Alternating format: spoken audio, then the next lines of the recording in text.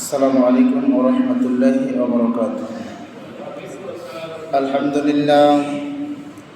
আলহামদুলিল্লাহ নাহমাদুহু ওয়া নাস্তাঈনুহু ওয়া নাস্তাগফিরুহু ওয়া নু'মিনু বিহি ওয়া নাতাওয়াক্কালু আলাইহি ওয়া নাউযু বিল্লাহি মিন শুরুরি আনফুসিনা ওয়া মিন সাইয়্যাতি আ'মালিনা।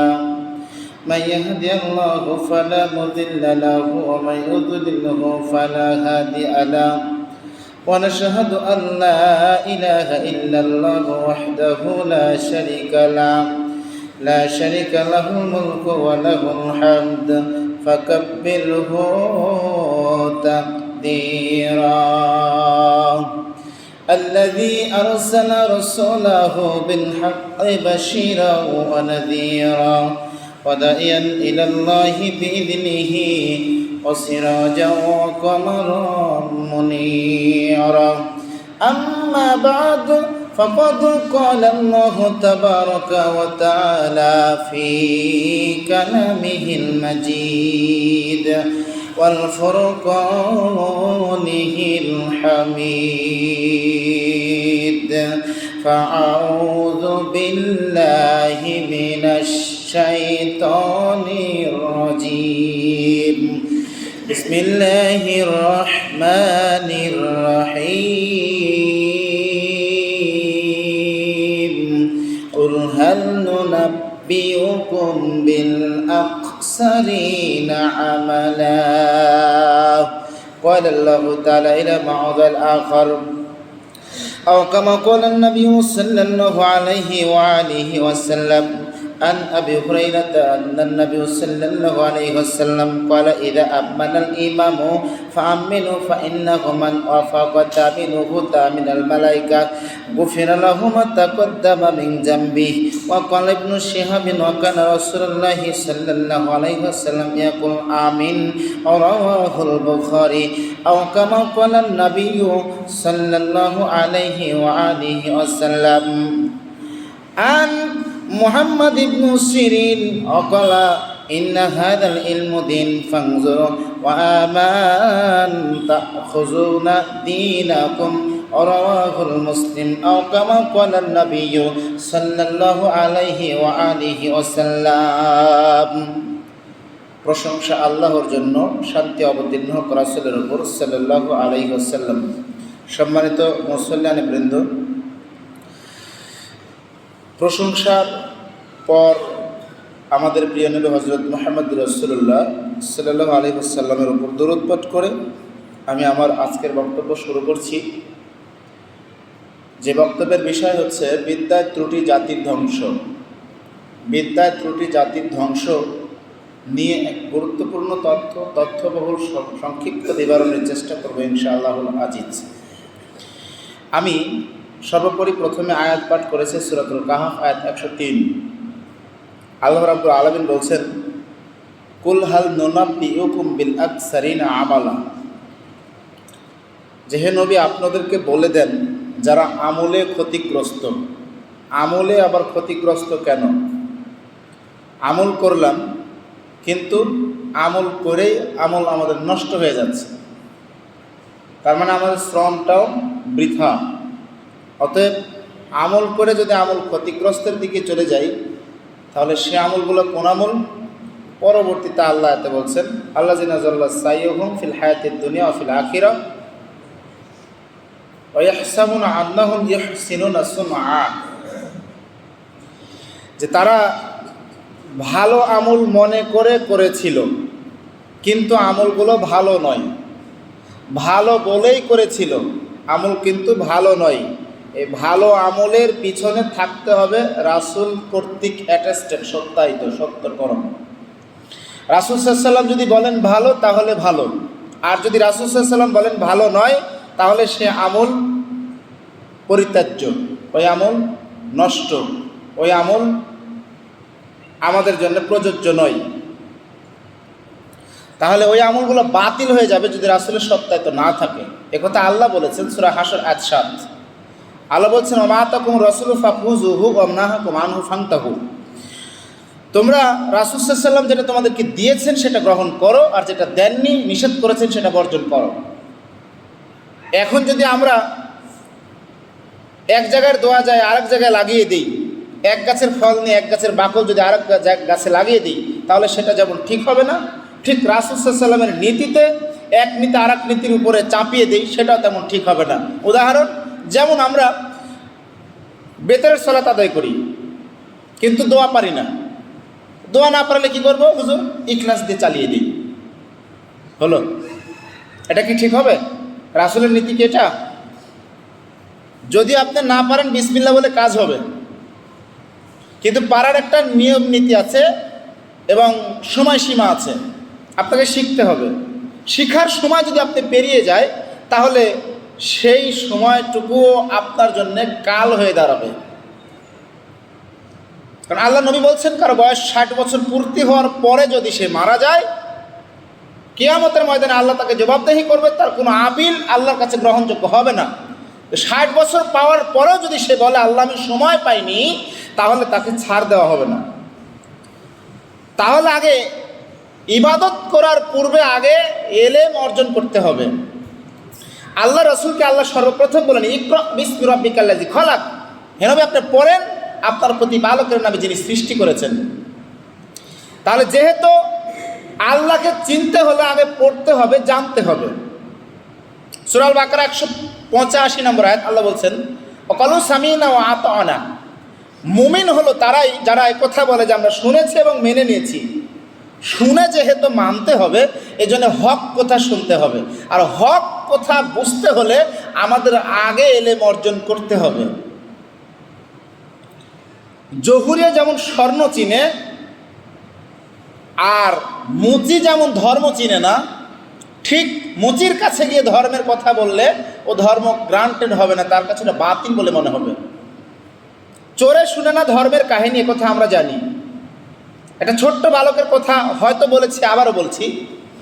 একটি ছোট্ট বালক হেফজ শেষ করার পরে বলছিল তার ওস্তাদজি যে তুমি শুনানি দিতে যাও, অমুক জায়গায় চলে আসো, আমি থাকবো সেখানে। কারণ ভালো ছাত্রের প্রতি ওস্তাদের নজর থাকে ভালো। মাঝ রাস্তায় তার মা তাকে অনেকদিন আগের কথা 4 আনা দিয়ে একজোড়া জুতো কিনে দিয়েছিলেন, কিন্তু মাঝ রাস্তায় গিয়ে জুতোটা হারিয়ে ফেলেছে বাচ্চাটা। এক মুচির কাছে গিয়ে বলছে, চাচা আমার কাছে কোনো টাকা নেই, আমি এক পারা কোরআন আপনাকে শোনাবো, আমাকে এক জোড়া জুতা দেন।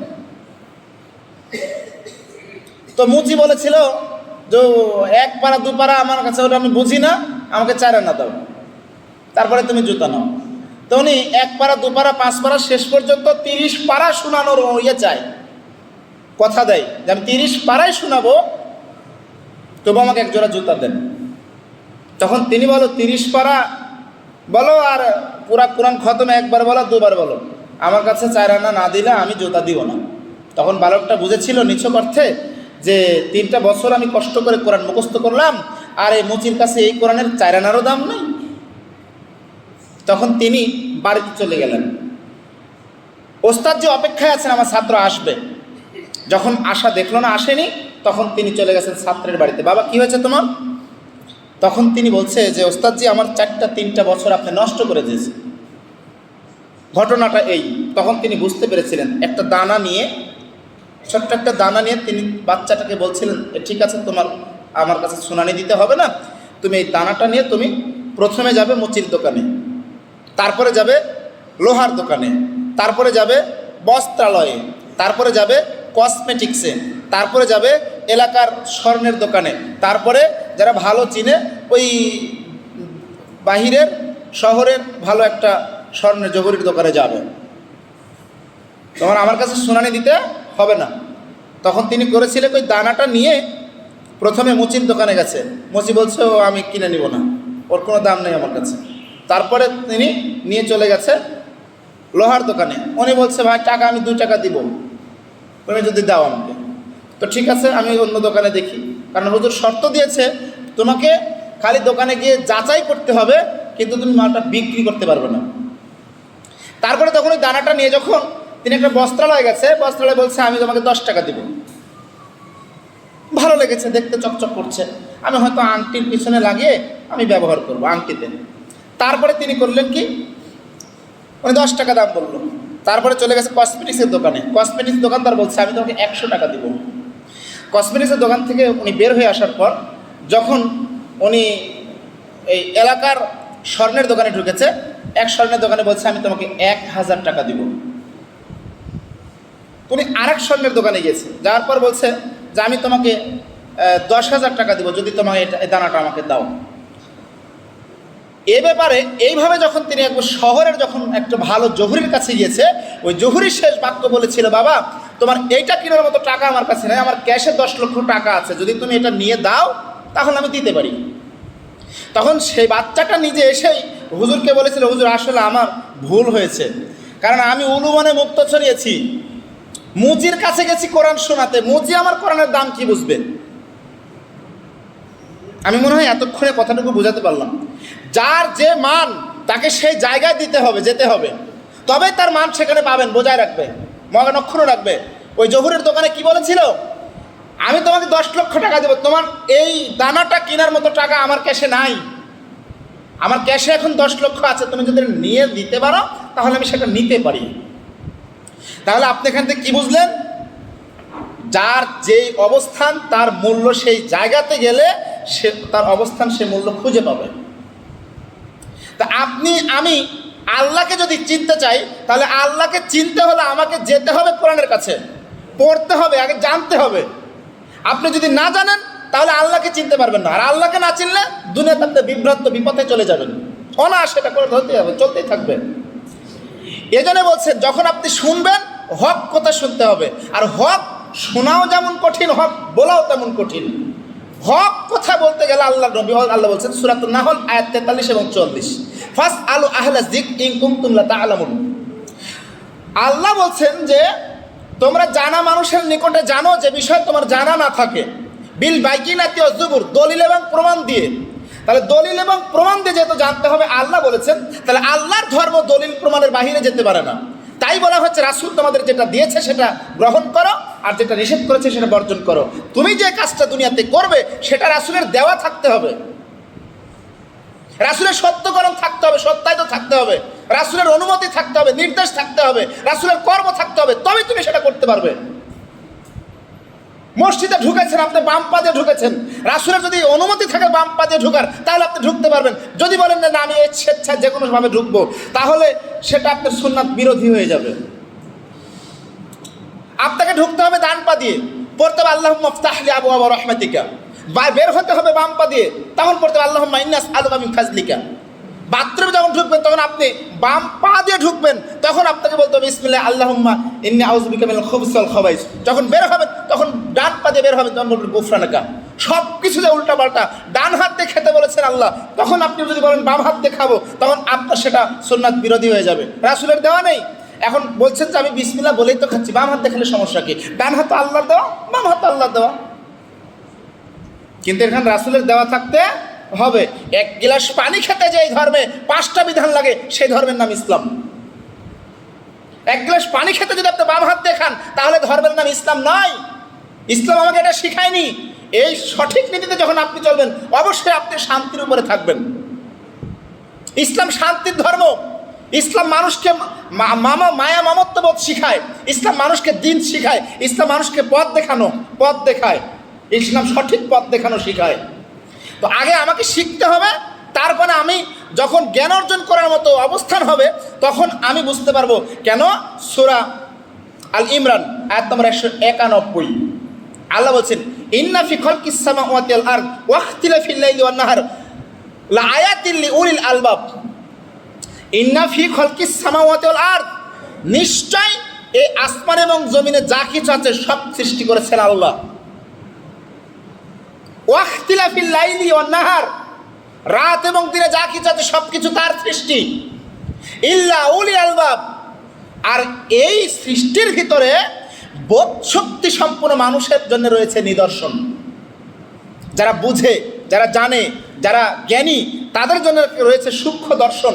তারা মাত্র বুঝতে পারবে আল্লাহর ক্ষমতাশালী, আল্লাহর দৃষ্টিশক্তি, আল্লাহর কত গুণাগুণ, আল্লাহর কত রহমত, সব কিছু তারা বুঝতে পারবে। এই জন্য আগে নিজেকে শিখতে হবে, নিজেকে জানতে হবে, তারপরে আপনি আমল করবেন। আপনার আমল যখন হবে তখন আপনি মানুষকে শিখাবেন। তার মানে একটা আয়াতের ভিত্তিতে বলা যায়, একটা আয়াত আপনাকে আগে শিখতে হবে, আগে অর্জন করতে হবে। অর্জন করার পর তাকে আগে অবজার্ভ করে আপনাকে শিখে নিতে হবে যে এটা কি বলেছেন। আর রহমান তিনি আল্লামাল কোরআন, যিনি কোরআন শিক্ষা দিলেন। এই কোরআন শিক্ষা দিয়েছেন কে? আল্লাহ। খলাকাল ইনসান, যিনি মানুষ সৃষ্টি করেছেন। মানুষ সৃষ্টি করেছেন কে? আল্লাহ।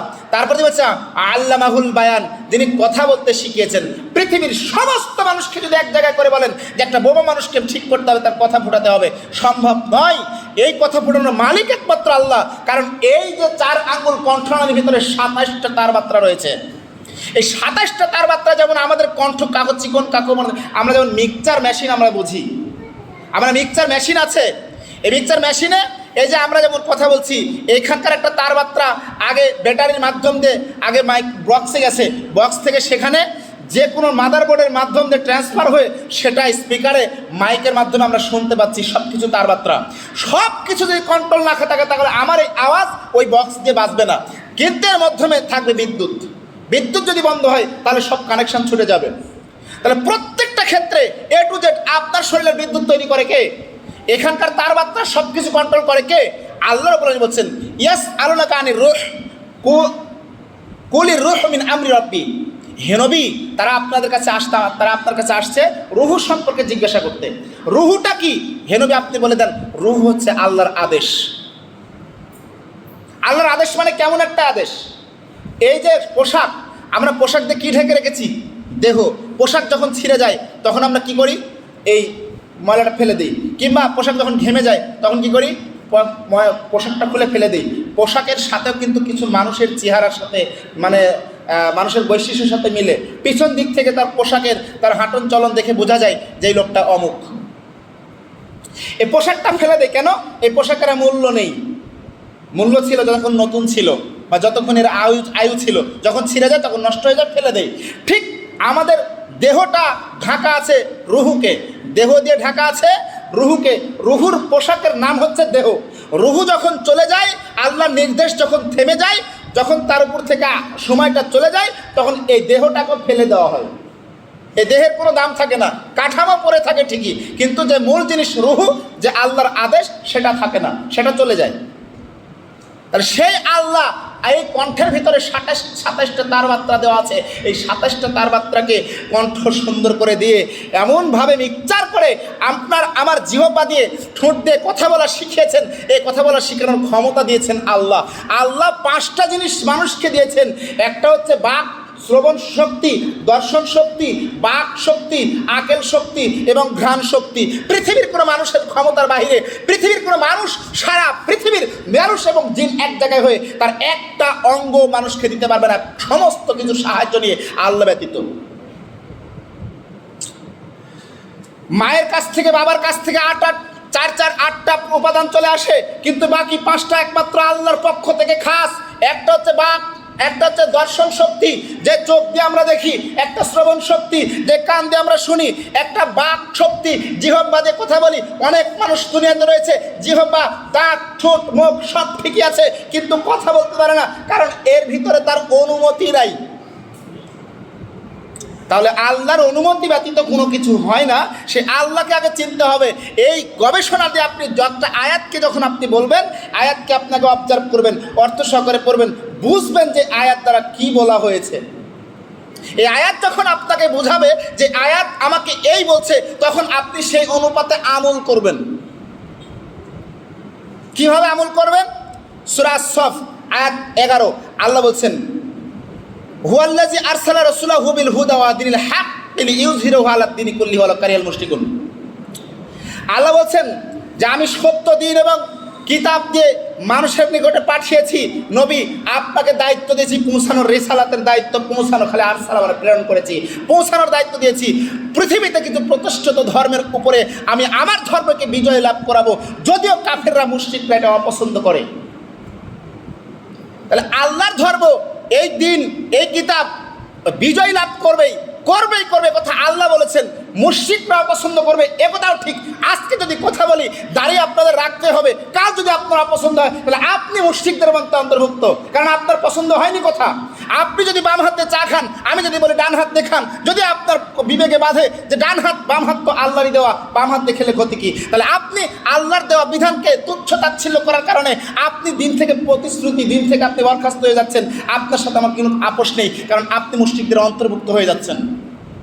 এই জন্য নবী বলছেন সেই কালে যে এখন একটা সময় আসবে, সকালের মুমিন থাকবে, বিকেলে কাফের হয়ে যাবে, বিকেলের মুমিন থাকবে, সকালে কাফের হয়ে যাবে।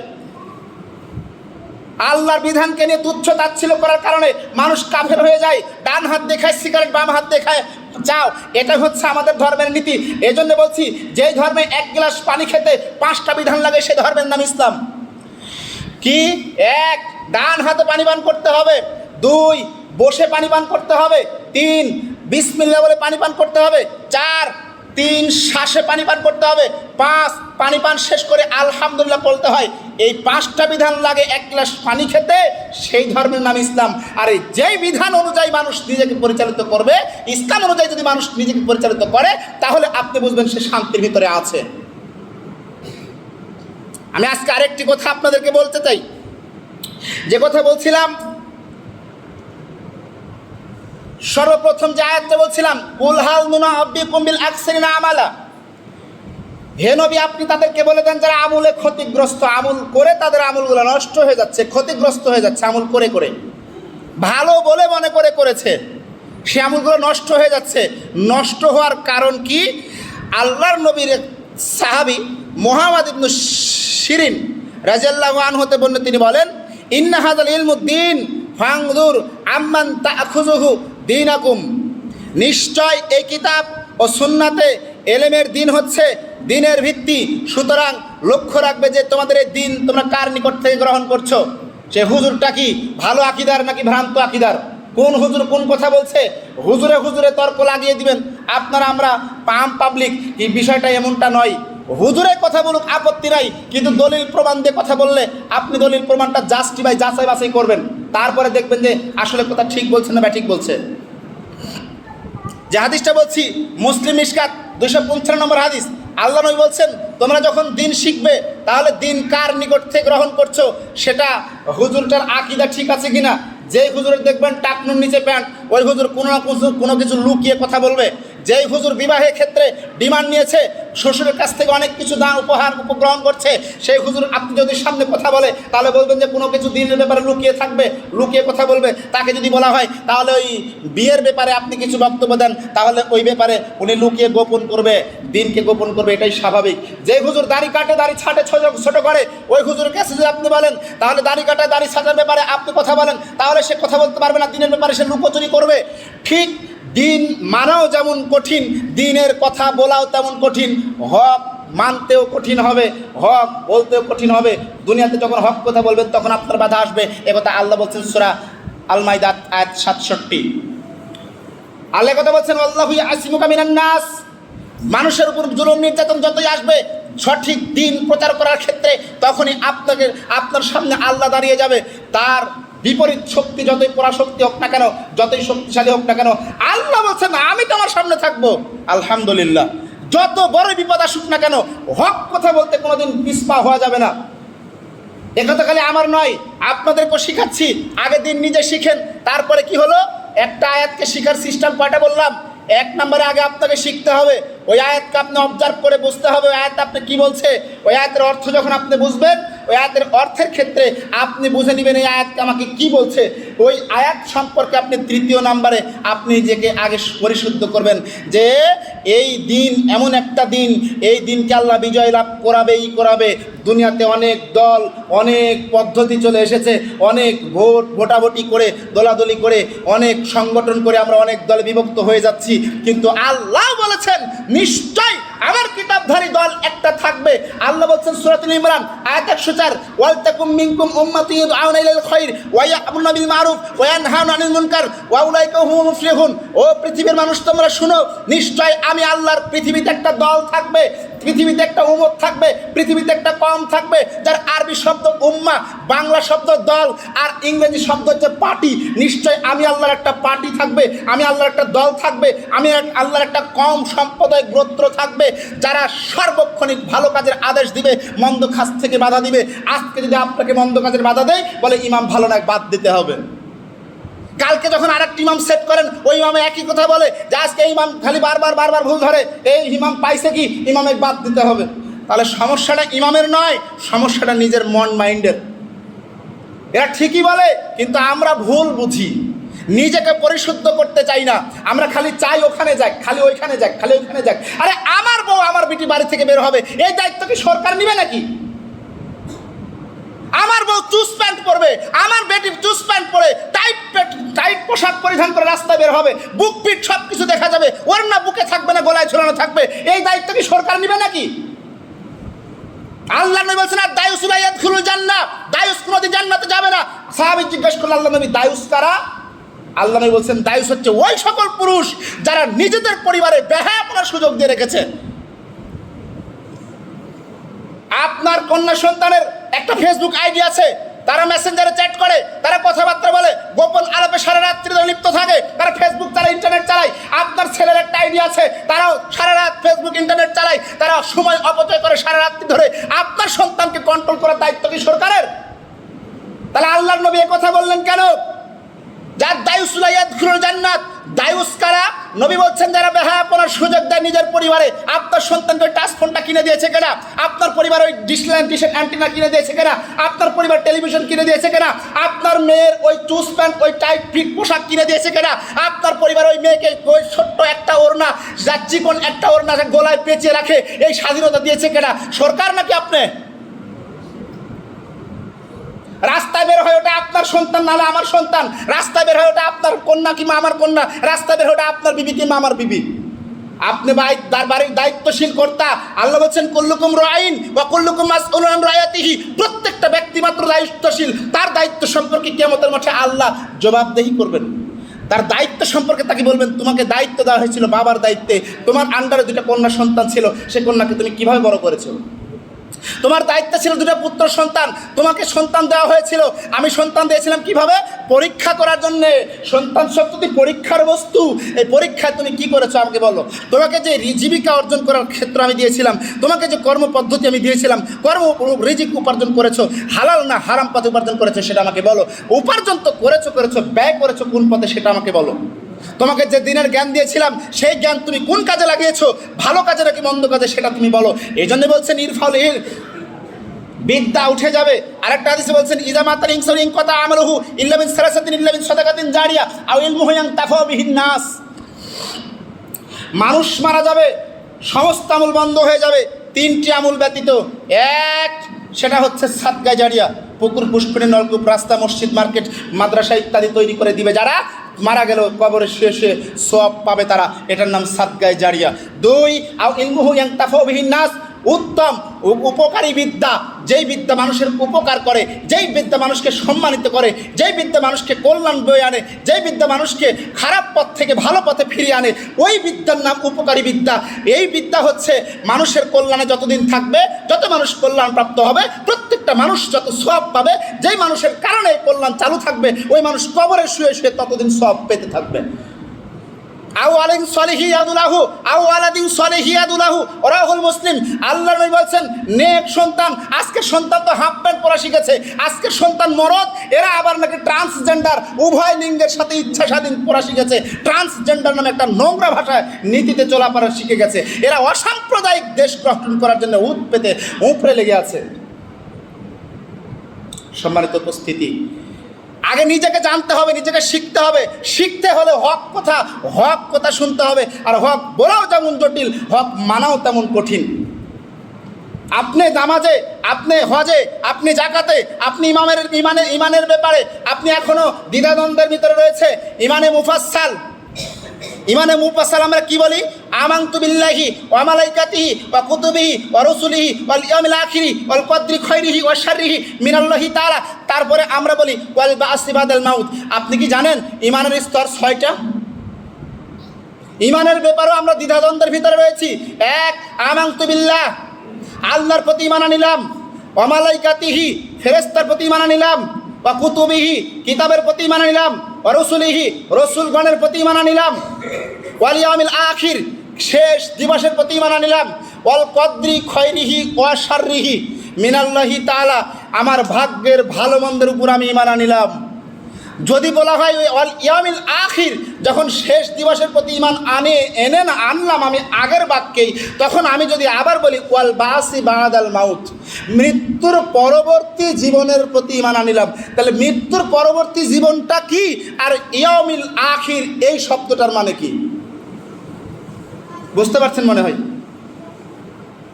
আমানতু বিল্লাহি ওয়া মালাইকাতিহি ওয়া কুতুবিহি ওয়া রুসুলিহি ওয়াল ইয়াউমিল আখির, কিয়ামত দিবসের প্রতি। তাহলে মৃত্যুর পরবর্তী দিনগুলো কি? সব তো কিয়ামত দিবস। তাহলে ওয়াল বাসি বাদাল মাউত বলার দরকারটা কি? এই অংশটুকুই দুর্বল, এই অংশটুকুই জাল, এই অংশটুকুই জয়ীফ, আরবিতে বলা হয়। তাহলে ইমানের 6টা স্তর। ইমানের ব্যাপারে এখন আমরা দ্বিধাদ্বন্দ্বের মধ্যে রয়েছি। তারপরে কি? নামাজের ব্যাপারে। নামাজের ব্যাপারে একটু বলি। এক, যখন আমি তাকবীরে তাহরিমা বাঁধবো, রফল ইয়াদাইন করবো, হাতটা আমার কাঁধ বরাবর উঠবে কিংবা কানের নতি বরাবর উঠবে, কান স্পর্শ করবে, পৃথিবীতে এমন কোনো হাদিস নেই। প্রমাণ আপনি খুঁজেন, সহিহ বুখারী খুলেন, 735, 736 দুটাই রাসূল সাল্লাল্লাহু আলাইহি ওয়াসাল্লাম থেকে বর্ণিত। তারপরে 736, 737 আবু কিলাবা থেকে বর্ণিত, 737 এবং 38 এবং 39 এই দুটো আপনার উমর রাদিয়াল্লাহু আনহু নিজের সালাত আদায় করে দেখিয়েছেন।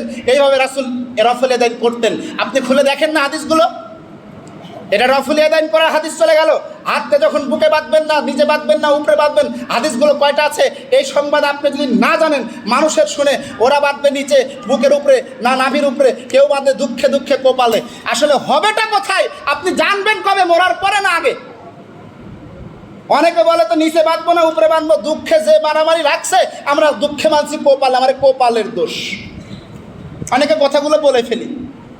আপনি খুলেন সহিহ বুখারী প্রথম খণ্ড তাওহীদ পাবলিকেশন 740 নম্বর হাদিস, আল্লাহ নবী কি বলছেন দেখেন। আবু দাউদ, সুনান আবু দাউদ 759 নম্বর হাদিস, আল্লাহ নবী বলছেন যে ঠিক রাসূল সাল্লাল্লাহু আলাইহি ওয়াসাল্লাম যখন সালাত আদায় করতেন, ডান হাত বাম হাতের উপর রেখে আলা সাদরিহি, বুকের উপর স্থাপন করতেন। বুকের উপর স্থাপন করার হাদিসের ব্যাপারে একটা রাবি শর্ট আছে, নাভির নিচে হাদিস একটা হাদিস শর্ট আছে, ওটা ওয়াইল ইবনে হুজুর থেকে বর্ণনা। আর রাসূল সাল্লাল্লাহু আলাইহি ওয়াসাল্লামের বর্ণিত হাদিস আছে মোট 18 খানা। 3টা হাদিস দুর্বল, তাহলে থাকে কয়টা? একটা। সহিহ হাদিস একটা বাদ দিলাম, যেটা বুকের উপরে একবারে বাঁধা, এটাও বাদ দিলাম, থাকে কয়টা? 14টা। 14টা হাদিসের ভিতরে আপনি বলা হয়েছে যে এই জিরা শব্দের অর্থ পূর্ণ একটা হাতকে বলা হয় জিরাআন। এই জিরা শব্দের অর্থ পূর্ণ হাত, এক হাত আর এক হাতের উপরে রেখে, ডান হাত বাম হাতের উপরে রেখে স্থাপন করেছেন। লা ইউকাল্লিফুল্লাহু নাফসান ইল্লা উসআহা লাহা মা কাসাবাত ওয়া আলাইহা মা ইকতাসাবাত। আল্লাহ রাব্বুল আলামিন বলছেন আমি মানুষের সাধ্যের অতিরিক্ত কোনো ইবাদত তার উপর চাপিয়ে দেইনি। সূরাতুল বাকারা আয়াত 286। আল্লাহ রাব্বুল আলামিন এই কথা বলছেন। রাসূল সাল্লাল্লাহু আলাইহি ওয়াসাল্লামের হাদিস আছে 14টা হাদিস আছে নাভির উপরে হাত বাঁধতে হবে। বুকের উপর বাদ দিলাম, নিচে বাদ দিলাম, এবার উপরেরটা আসেন। হাদিস কয়টা? 14টা হাদিস আছে। এবার আপনি স্বাভাবিকভাবে যেখানে ইচ্ছা সেখানে বাঁধেন, গন্ডগোল পাকাইলেন না, নিজে পড়েন আর শিখেন। তারপরে চলে আসেন, যখন আপনি সেজদাতে যাবেন কোথায় হাত দিবেন? আগে হাঁটু যাবে নাকি আগে হাত যাবে? হাদিসটা কোথায় পাবো? আবু দাউদ খুলেন 840 নম্বর হাদিস। আল্লাহ নবী বলছেন, রাবি বলছেন, যখন তিনি করলেন কি, যখন সেজদাতে যাবেন তখন তিনি আগে মাটিতে হাঁটু রাখার পূর্বে হাত রাখলেন। হাদিসটা খুলে একটু প্রমাণ করে দেখেন। এবার যখন দ্বিতীয় রাকাতের জন্য সেজদাত করে উঠবে তখন হাত আগে আসবে নাকি হাঁটু আগে উঠবে? যখন রাকাতের জন্য আরেকটা উঠবেন তখন কোনটা উঠবে? এতগুলো প্রমাণ দেওয়ার পরে যদি আপনাদের মনে না জাগে তাহলে বুঝতে হবে আমাদের ঈমানের দুর্বলতা আছে। কি আছে? ঈমানের দুর্বলতা আছে। কিভাবে? আপনি দেখেন, আল্লাহ রাব্বুল আলামিনের প্রিয় হাবিব বিশ্বনবী জনাবে মুহাম্মদুর রাসূলুল্লাহ